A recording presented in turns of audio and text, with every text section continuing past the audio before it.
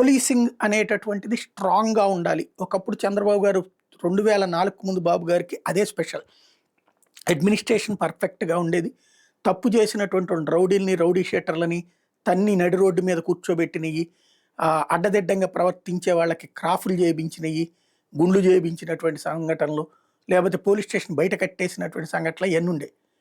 అలాంటి వాటితో అప్పుడు లా అండ్ ఆర్డర్ కొంతమేర కంట్రోల్ అయింది. రౌడీయిజం, ఫ్యాక్షనిజం చేసేవాళ్ళు భయపడ్డారు. బట్ ఆ తర్వాత కాలంలో అయి పక్కకి వెళ్ళిపోయింది. మొన్న రాష్ట్ర విభజన తర్వాతయితే అసలు శాంతం పక్కకెళ్ళిపోయినటువంటి సిట్యుయేషను. దాన్ని మళ్ళీ దారికి తెచ్చే ప్రయత్నం చేస్తున్నారిప్పుడు. ఏదైతే నిన్న జరిగినటువంటిది ఒక గర్భిణిని కొట్టినటువంటి కేసు ఏదైతే ఉందో, కొట్టినటువంటి వ్యక్తిని చితకబాది నడి రోడ్డు మీద నడిపించారు. లైక్ యోగి ఆదిత్యనాథ్ సర్కార్ తరహాలో అజయ్ దేవ్ అనేటటువంటి వైకాపా కార్యకర్త అరెస్ట్ అన్నటువంటి వార్తని ఇవాళ ఈనాడు జ్యోతి హైలైట్ చేసి రోడ్డు మీద నడిపించి తీసుకెళ్లారు. అతను కుంటుకుంటూ నడుస్తున్నటువంటి విజువల్ రాష్ట్రం అంతా చూసింది.